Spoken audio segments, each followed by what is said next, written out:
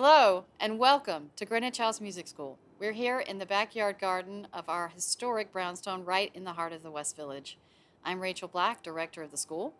And I'm Jenny Wasserman. I'm the curator of this 7th edition of Uncharted.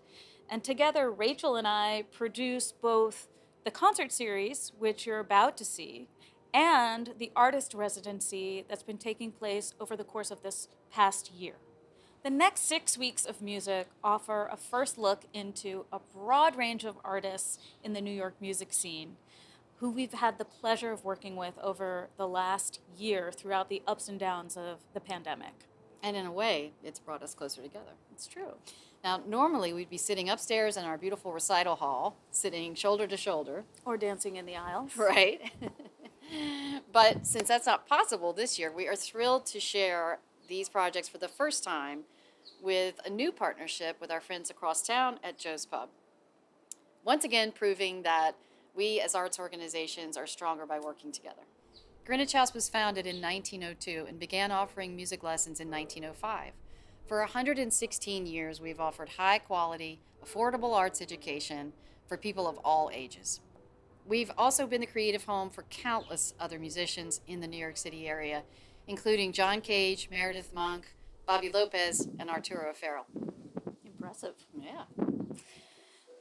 This kind of artistic institution could never exist without the support of our students, our donors, and our sponsors. And we'd like to thank you for helping us sustain the city's unique cultural ecosystem. And we do that by supporting the creative and professional development of New York-based artists. So thank you.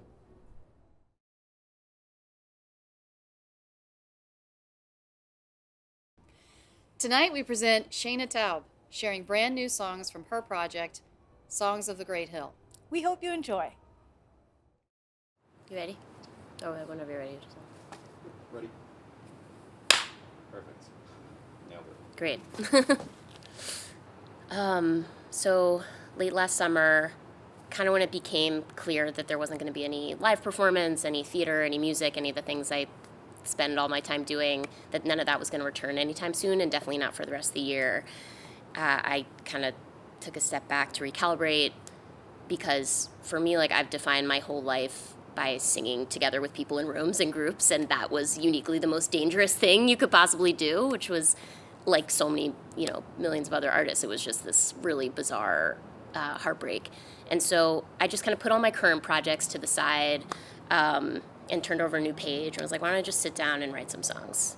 And I was combining that with taking this daily walk, because I was just missing structure of any kind, and I took a daily walk up the Great Hill, which is by the North Woods in the farthest north part of Central Park near where I live.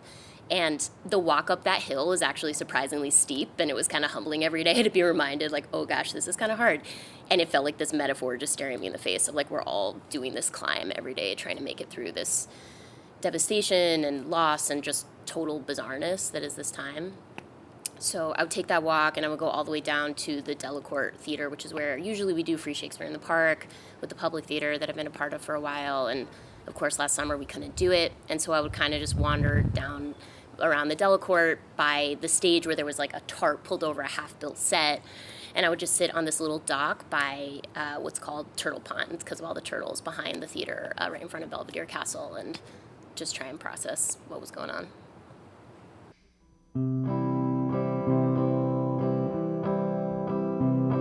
One summer I went walking up the great hill in the park. The city seemed to sigh in sweet relief. The meadows filled with families, the dogwoods were in bloom. The newborn night was smiling like a thief. I heard odes upon the hawthorns as I took the bridle path toward the people all in line to see the play. As the balladeer warmed up, I tossed $1 in her cup, praying, please, let it always be this way.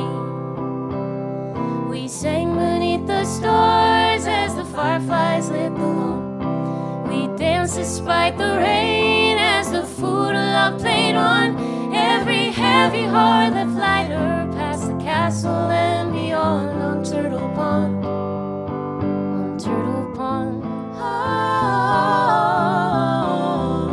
On Turtle Pond.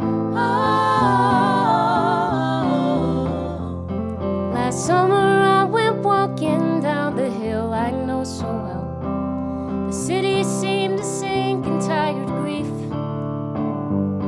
The benches all were barren, the buskers never showed.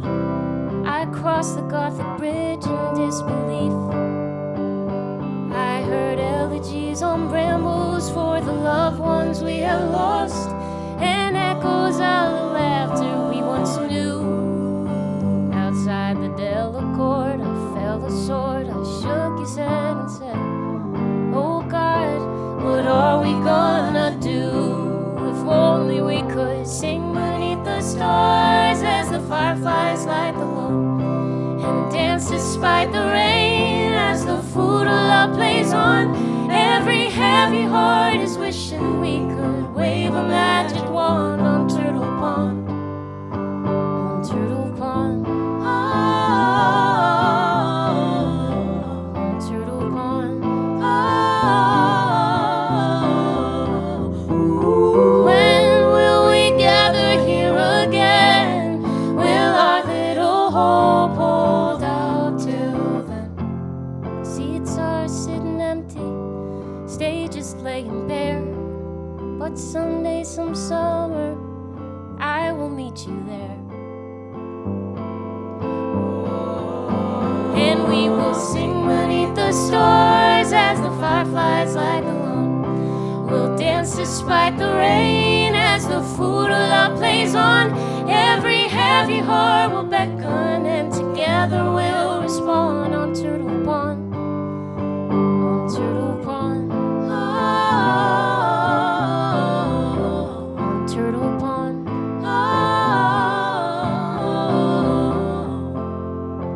On Turtle Pond.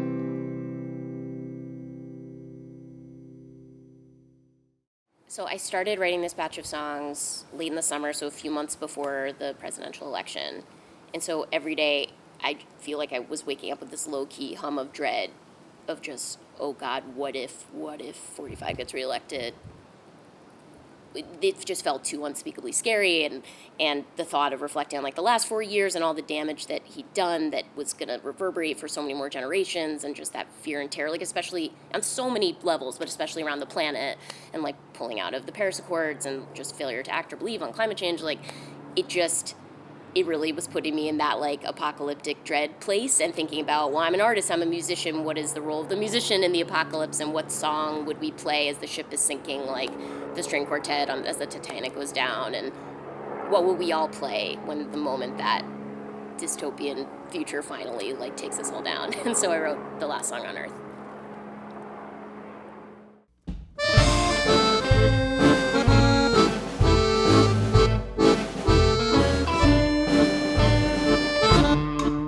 This is the last song on earth. There's only time for one before we're burned up by the sun. The soil is toxic and the water's gone. No more hills left to die on. The smoke's getting bad. Why bother to rehearse? We could be goners by the second verse. The fire's coming and the flood is near. Pick your poison, the end is here. This is the last song on earth. Hope you got your money's worth. Let's surrender and sing along, 'cause this is the last song.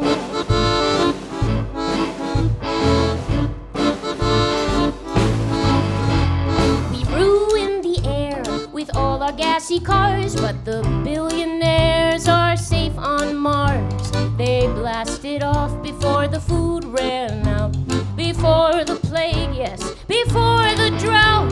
The warnings were clear, but we ignored the teens. If only we looked up from our screens, we could have stopped it, couldn't we? Hope you enjoyed your SUV, 'cause this is the last song on earth. Yes, we got our money's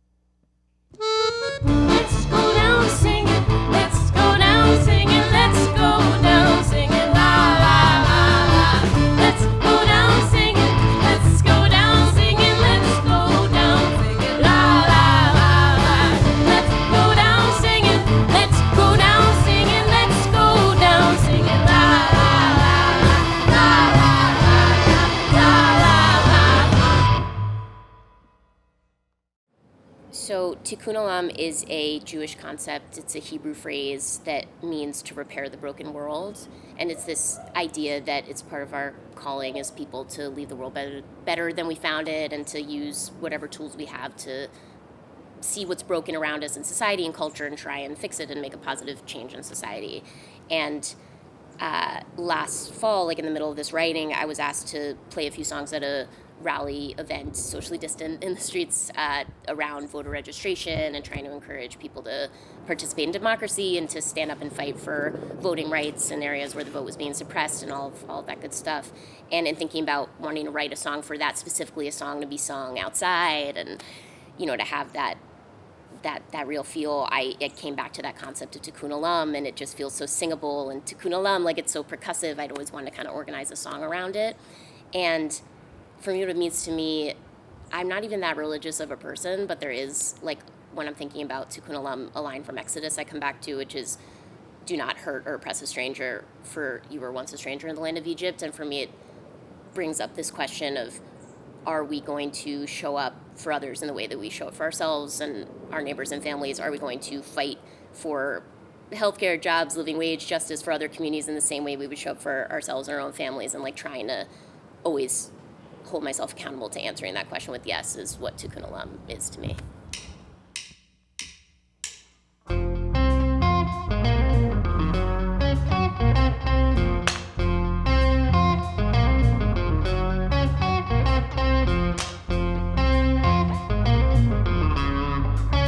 Tikkun olam, tikkun olam, tikkun olam, tikkun olam. To repair the broken world, raise your hand, beat the drum. Tikkun olam, tikkun olam, tikkun olam, tikkun olam.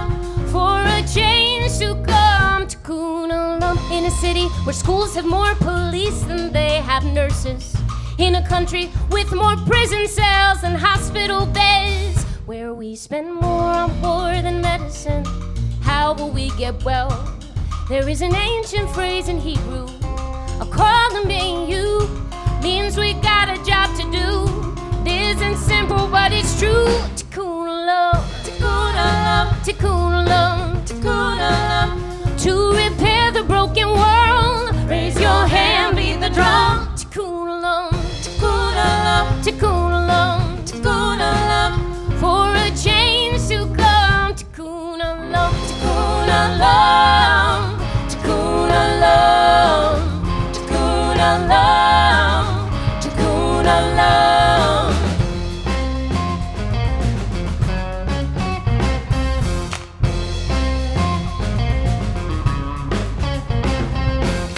In a state with better access to bullets than to ballots, on a planet where billionaires are richer than billions of us combined, it sure is harder to stay hopeful, gets darker every day. But hope does not mean we'll be blessed. Solnit says it best, hope should shove us out the door. So let's get up off the floor, speak and stand and show up for the future. Hope is fighting for tikkun olam, tikkun olam, tikkun olam. We can heal the hurting world, raise your hand, beat the drum. Tikkun olam, tikkun olam, tikkun olam, tikkun olam. For a change to come, tikkun olam, tikkun olam, tikkun olam, tikkun olam, tikkun olam.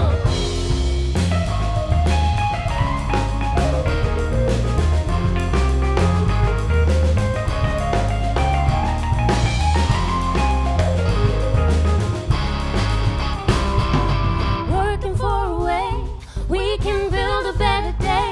Move together step by step to walk the walk. And when we say tikkun olam, tikkun olam, tikkun olam, we can heal the hurting world for us all, not just some. Tikkun olam, tikkun olam, tikkun olam, tikkun olam. For a change to come, tikkun olam, tikkun olam, tikkun olam, tikkun olam, tikkun olam.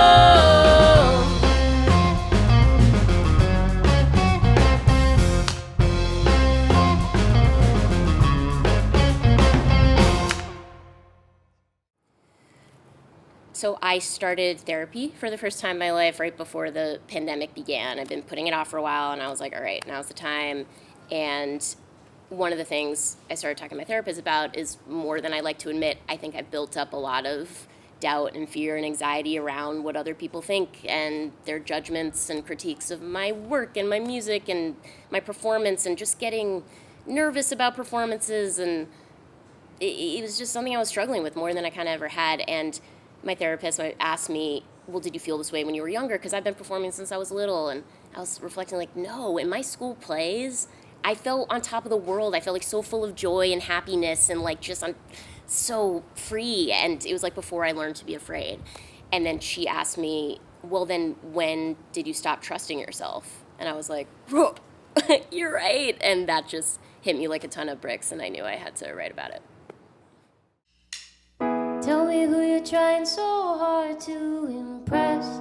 Tell me who you're so scared to let down. Tell me why you care so much what they think of you now. What happened to the kid in the school play, told to blend in but singing out loud anyway? You never used to be afraid of what they say. What changed? What changed? Tell me, when did you stop trusting yourself? When did you start to doubt your worth? Remember how good it feels to believe in your magic, your magic. Tell me, when did you stop trusting yourself? When did you hang your head in shame? Remember how much you love to believe in your magic, your magic. Oh, oh, oh, your magic. Oh, oh, oh, your magic. Tell me why you criticize your every move when you could be taking up more space. Think of all the time you waste on your own pace. What happened to the kid in the school play, told to blend in but singing out loud anyway? Have you forgotten she is still you today? Okay, okay. Tell me, when did you stop trusting yourself? When did you start to doubt your worth? Remember how good it feels to believe in your magic, your magic. Tell me, when did you stop trusting yourself? Who do you help by holding back? Remember how much you love to believe in your magic, your magic. What if who you are so far is enough? What do you forgive yourself for messing up? What if with all of your powers combined you can see just how capable you can be?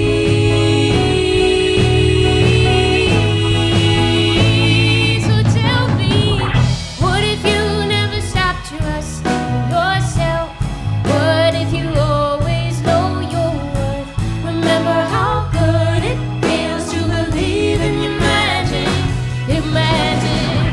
What if you could accept yourself again? What if you held your head up high? Remember, we all want you to believe in your magic, your magic. Oh, oh, oh, your magic. Oh, oh, oh, your magic.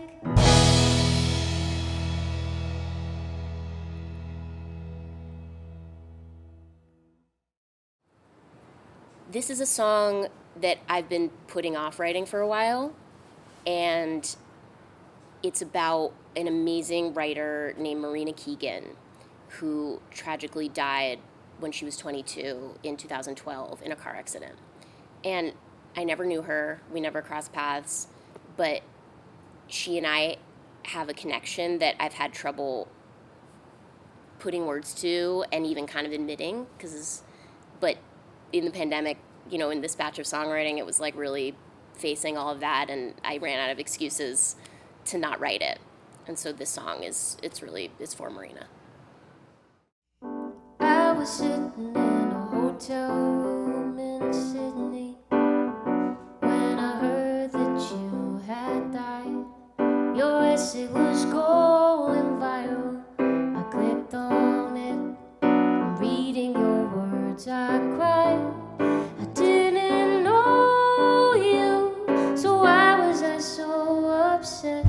Your photo in that yellow coat, gifted young writer, instantly killed in a crash. Days after your graduation, millions mourned your brilliance, gone in a flash. I didn't know you, but somehow I know that I was supposed to.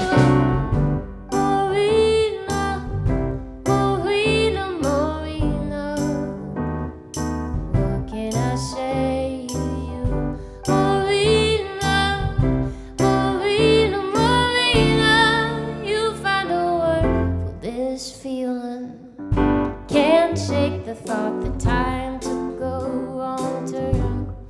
You're the best friend I never knew, but I'm probably just projecting 'cause we look alike. And I was in a car accident too. Why did you die? And why did I get to live? Feels arrogant and weird to admit, but I miss the adventures and arguments we could have had. I bet the last thing you'd want is a song about you to be sentimental or sad. But I didn't know you, so how would I know what you would have wanted? Marina, Marina, Marina, what can I say to you? Marina, Marina, Marina, you'd find a word for this feeling I had when a woman approached me after my show. And she said, we haven't met before, but I feel my daughter's spirit in your songs. Wasn't sure what to say. I knew right away that she was your mother. How did I know she was your mother? I don't believe in that stuff. Tried to speak, but nothing I could say was enough. Marina, I'm sorry, Marina. What can I say to her?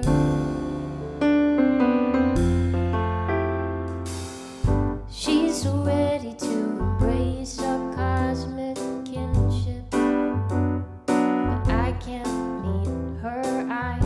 Here was evidence that I was right to grieve you.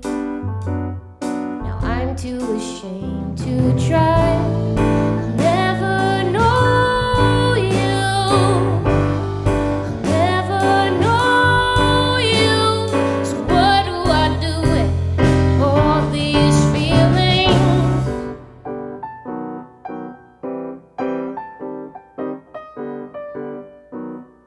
I wish I could talk to you.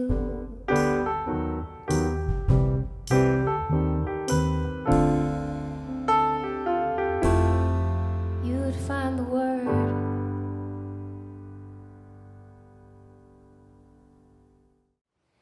So tonight, there's a virtual tip jar that you can put some dollars in, and I'm excited that I'm going to donate my proceeds to this organization I really love, and they're called Alliance for Quality Education, or AQE.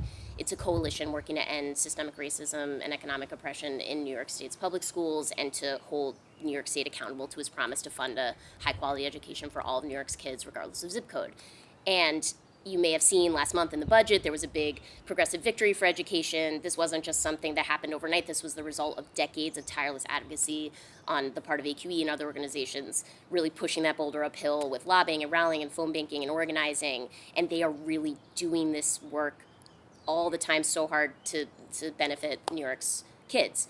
And I first learned about their work through Zakiya Ansari, who's their New York director, and a friend of mine through the Resistance Revival Chorus. And she was telling me to stress to people, just because that victory happened, the work isn't over, and now we need to ensure that New York does that every year, and that students and educators have a voice in how those dollars get spent. This is all say, this is, if you have a kid you love in New York State who you think deserves a great education like any other kid, try and throw the few bucks in the virtual tip jar for AQE. They're an organization that really needs it and deserves it.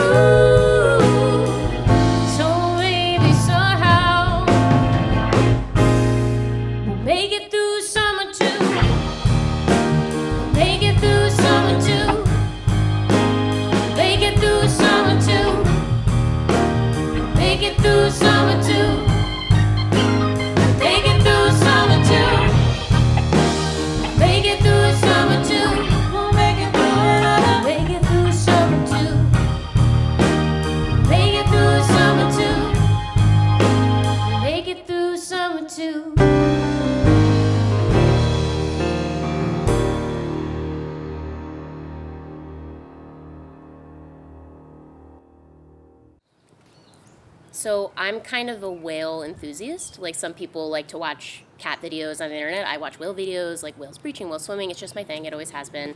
And so I was doing some whale research in my free time, which is just something I like to do. And I had a lot of free time in the pandemic and found this amazing thing of actually in the last couple years, there have been hundreds of whale sightings in New York Harbor and the Hudson River. And it's not just this beautiful, happy accident. It's because over the last couple decades, there's been a lot of amazing grassroots cleanup and conservation efforts, and there's been some positive environmental policy, believe it or not, and that's resulted in reducing the pollution and nutrients coming back to the river and whales coming back. And also a lot of new amazing online videos and photos for me, the whale enthusiast. But to me, just that image of whales in the Hudson River, it just feels like this symbol to me of what can happen if we take some action around the planet, and that that it's just this beautiful omen of that to me. And so I roped in my best friend Kate Ferber to write this song Whales in the Hudson with me.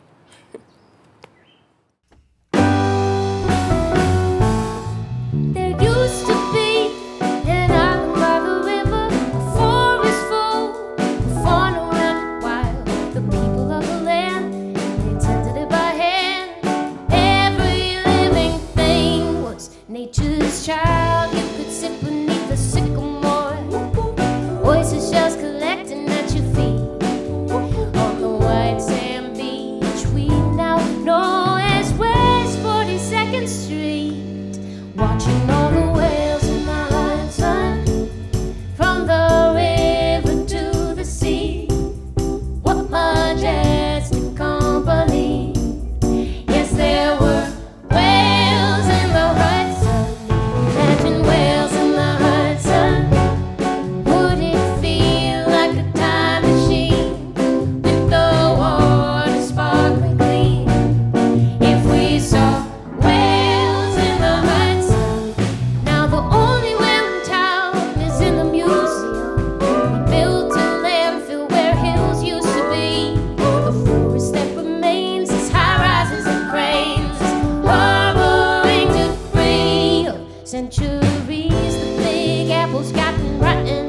But there's a seed of something at the core. 'Cause we're witnessing miracles right here on the Jersey Shore. We're really seeing whales in the Hudson. Yes, they're coming back again, like they used to way back when. Look and see whales in the Hudson. Whales in the Hudson. Lest we fall into the sea. The more they're finally breathing free. We can see whales in the Hudson. The stream that seemed impossible is coming true. That your future could still be in our stores. If we only feed the world fresh air, it would have a prayer. Oh, we got to go. Whales in the Hudson.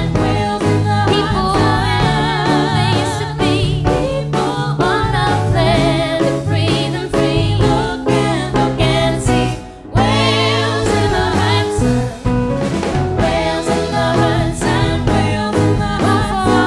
every bird and bee, and for all humanity. Can't you see whales in the Hudson? Whales in the Hudson. Whales in the Hudson. Whales in the Hudson.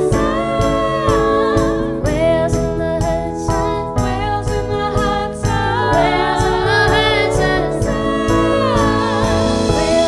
Hudson. Whales in the Hudson. Whales in the Hudson.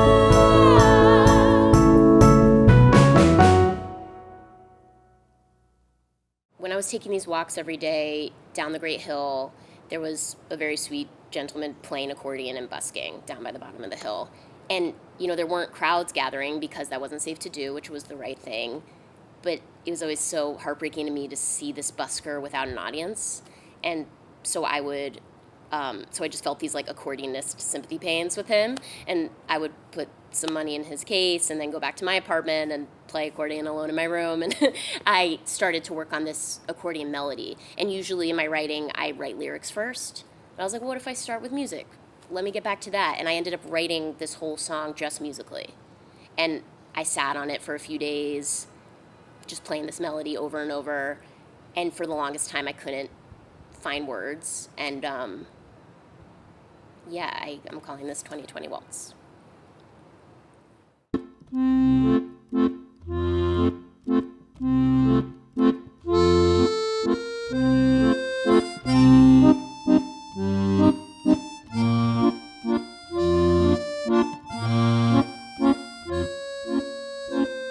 I don't have the words.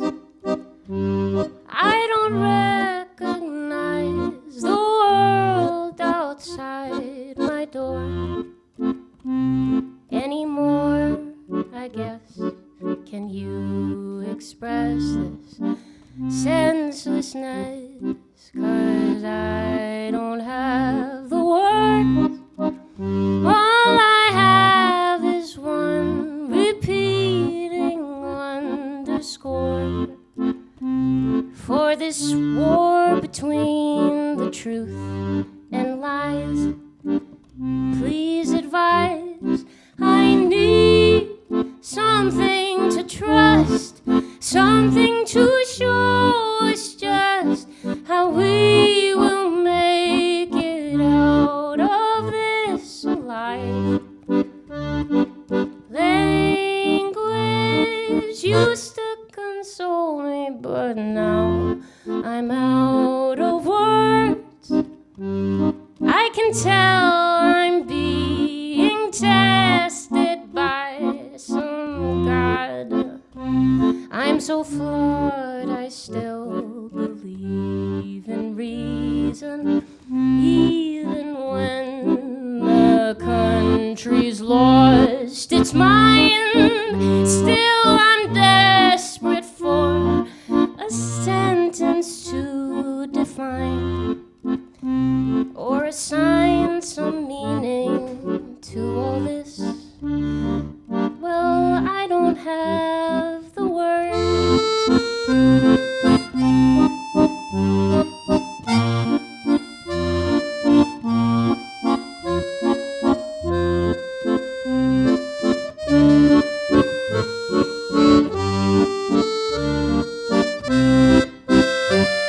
I need something to trust, something to show us just how we will make it out of this alive.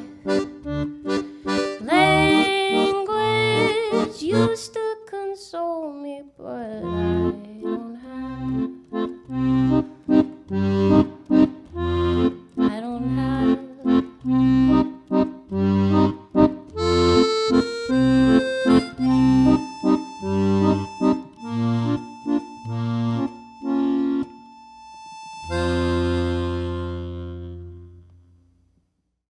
When you're a songwriter, every year people are like, we should write a holiday song. That would be like a smart thing to do. And it is a smart thing to do. But I always feel that market is so saturated. There's so many holiday songs for Christmas and the winter holidays. So I was like, all right, what if I find another holiday with less songs and see if I can corner the market on that? And so this is my contribution to the Father's Day canon.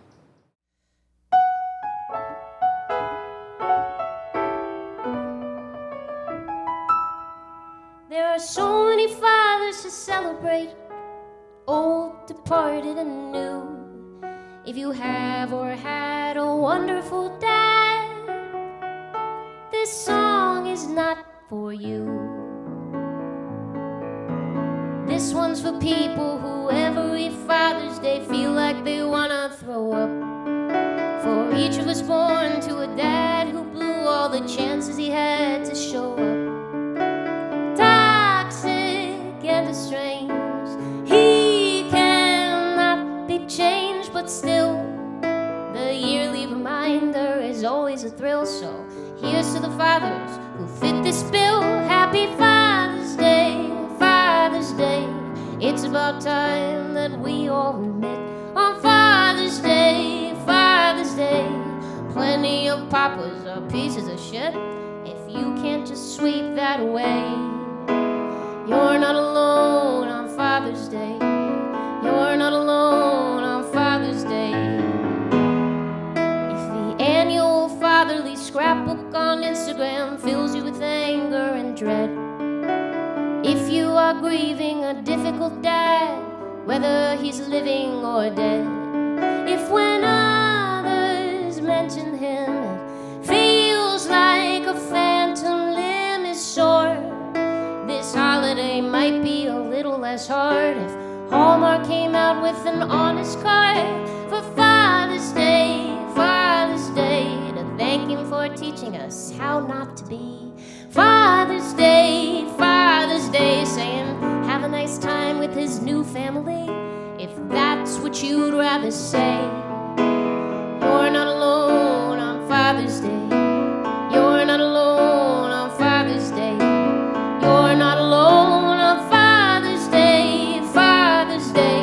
If you're debating what you want to do for Father's Day, Father's Day, no one can make that decision but you. So put down your phone, breathe or pray. Take some time to not be okay. Buddy, I promise I feel the same way. You're not alone on Father's Day. You're not alone on Father's Day. You're not alone on Father's Day.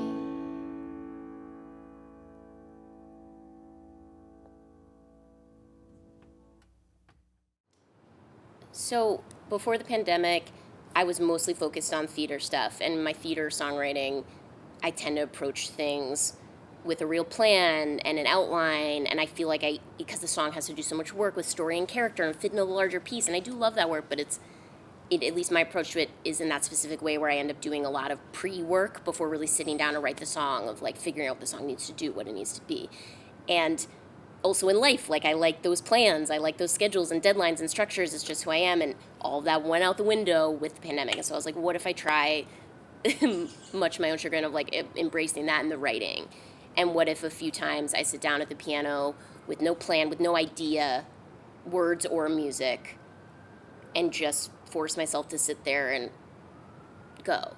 And it'd been a really long time since I did that. I think back until I began songwriting in college. And these next couple songs are sort of a product of that approach, and I think it brought things out of me that I wouldn't have gotten myself to write about otherwise.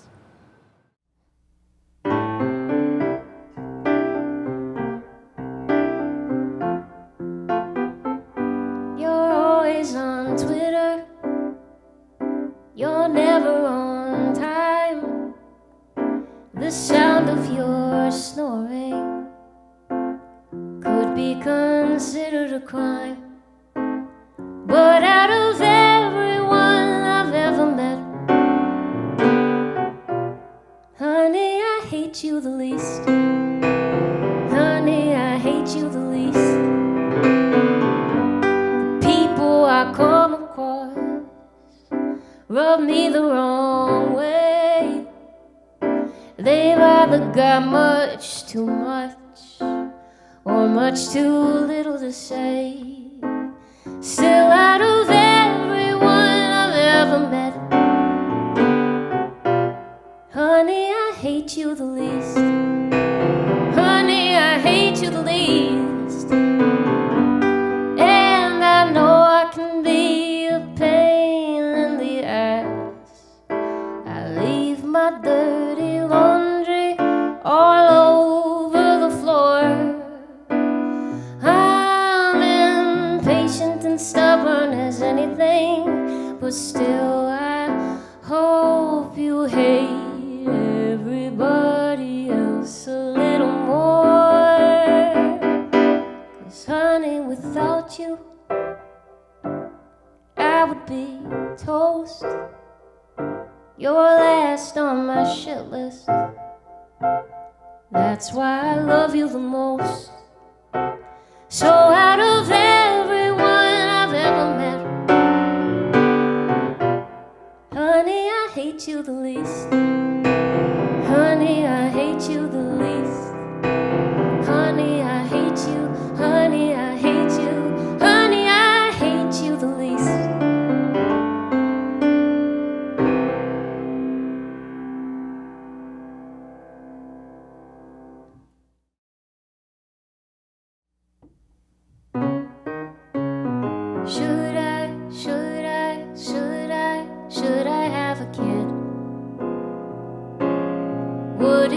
greatest or the stupidest thing I ever did? Would my world expand or shrink? Would my heart explode or sink? Is motherhood a blessing or a trap? I don't know what to think.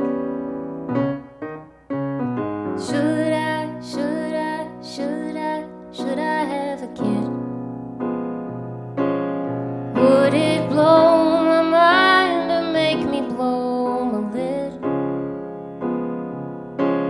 I like my work, I like my house, I like my body, I like my spouse. Would a baby burn them all down in flames? I might never be able to douse. Would it be my miracle or my mistake? Would I repeat my parents' patterns that I've tried so hard to break? Am I ready? Will I ever be? Could I become as committed a mom as my mom was to me?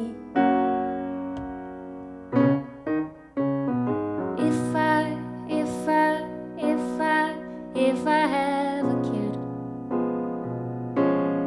what if something awful happened to them? God forbid. I'm so scared of what I'd lose, but is fear a poor excuse? Will the grass grow ever greener on whichever side I do not choose?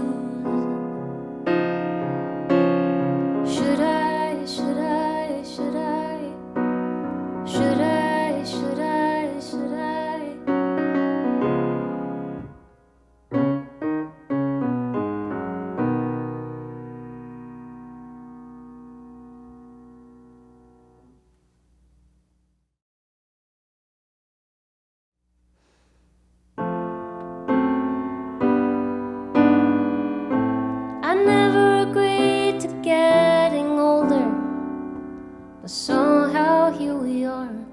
Can't keep my body still enough to stay asleep. So superstitious that I knock on wood to make sure it comes true. All I want is time with you. Time with you. All I want is time with you. All I want is time with you. I keep waiting for something bad to happen, rehearsing for the worst. I take down minutes of imagined tragedies. My love, I'm just afraid of what this unforgiving world might do. All I want is time with you. Time with you. All I want is time with you. All I want is time with you. I doubt 1,000 things each day, but when you come home to me, I forget to worry. I will always be pretty astonished that we get to share this life.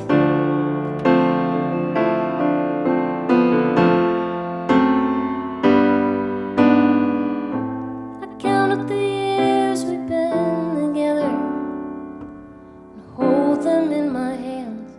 We've been too lucky. Do I dare to wish for more? I live to love you, so I'll be right here until my days are through. All I want is time with you. Time with you. All I want is time with you. All I want is time with you. All I want is time with you. Time with you. All I want is time with you. All I want is time with you. All I want is time with you. All I want is time with you.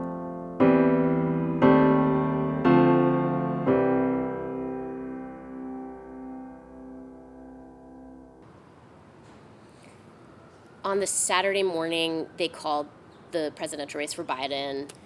Yeah, I was in my apartment making breakfast and had the news on, and cable news called it. And I live on the second floor of my building, and so I just had this impulse to like run over to the window, push it open. I just leaned out my head, and I was like, he won, he won, he won. And like a neighbor I couldn't even see from a higher floor and never met, like opened their window and was like, wait, they called it, he won? I was like, yeah, they did. Where? And we were just having this conversation as if we were old friends. And as it was happening, the buildings across from me opening their windows, it was just this huge spill out. It felt like the opening of Beauty and the Beast, like, bonjour, bonjour, bonjour. But just like New York became this little village in that moment. And I just like physically felt that release, even just on my block on 110th Street, that everyone was feeling. And it was this like complicated release because, oh, thank God, 45 didn't get reelected, but also, oh my God, we're in so much trouble in so many ways. And just that, I was trying to put words to it. I knew I wanted to write about it. And then later that night in the victory speeches, there was a word running through both Biden and Harris's speeches. Like Vice President Harris said, I may be the first woman to take this office, but I won't be the last because little girls watching tonight now see this as a country of possibilities. And Biden said, "I've always defined America by one word, possibilities." And I was like, oh, that's the word to me, because possibility, it doesn't imply necessarily good or bad outcome. It just opens the door to the chance that the future could turn out better. And that was the feeling of like, now there's a chance. And that feeling of possibility, yeah.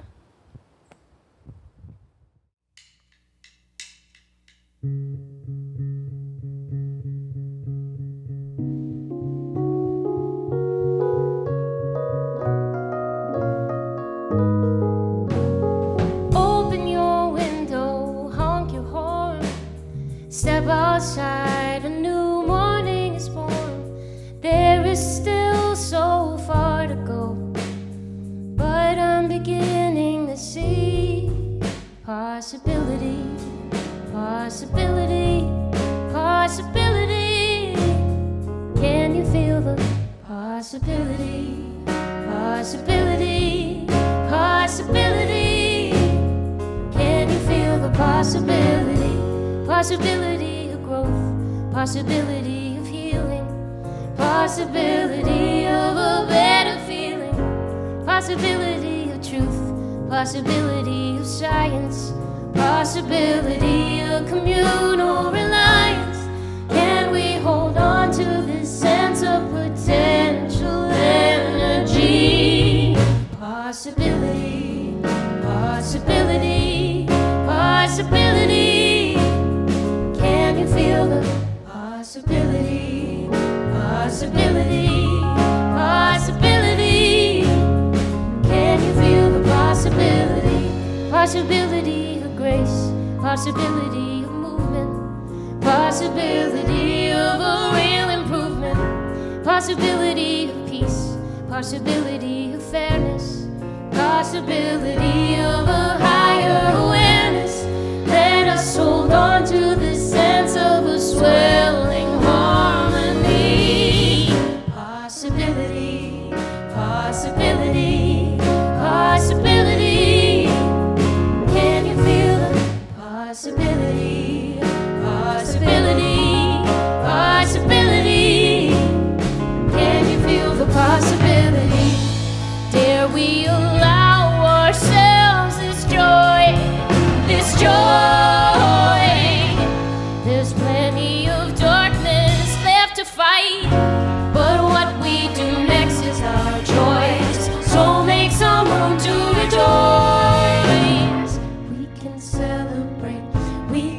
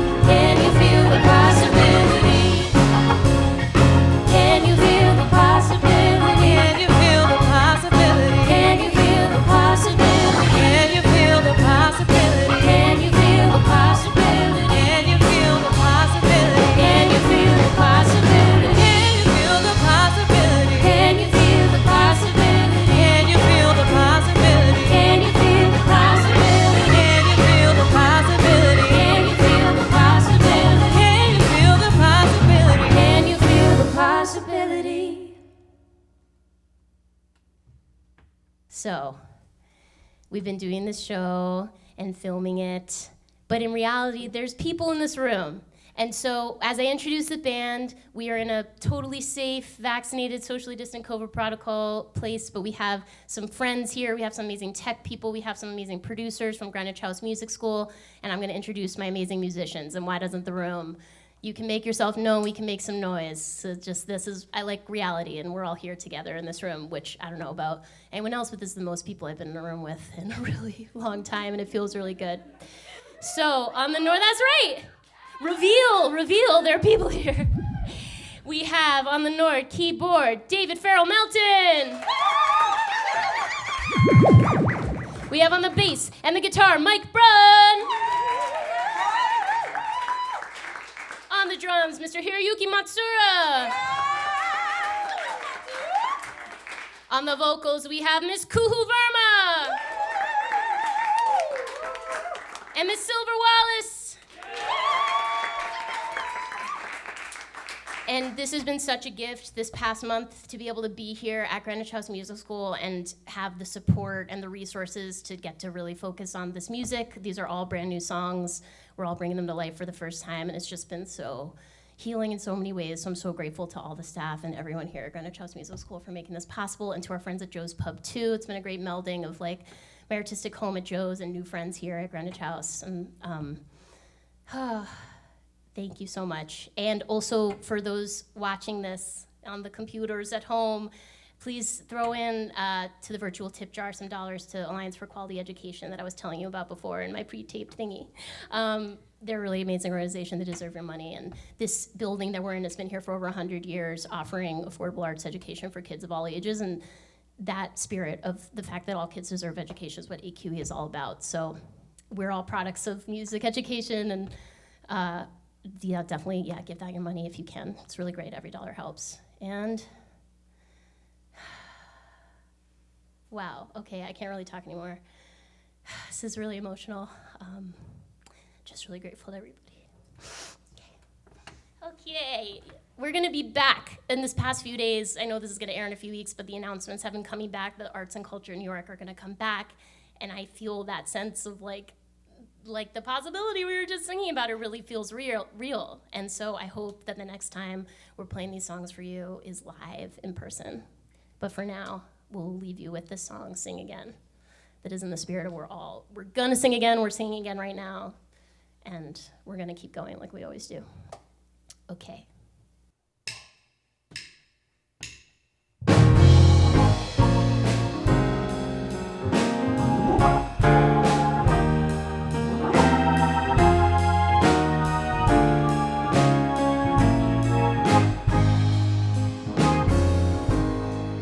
After every losing battle,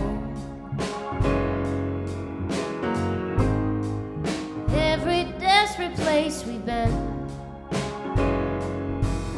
past every breaking point of no return, somehow we always sing again.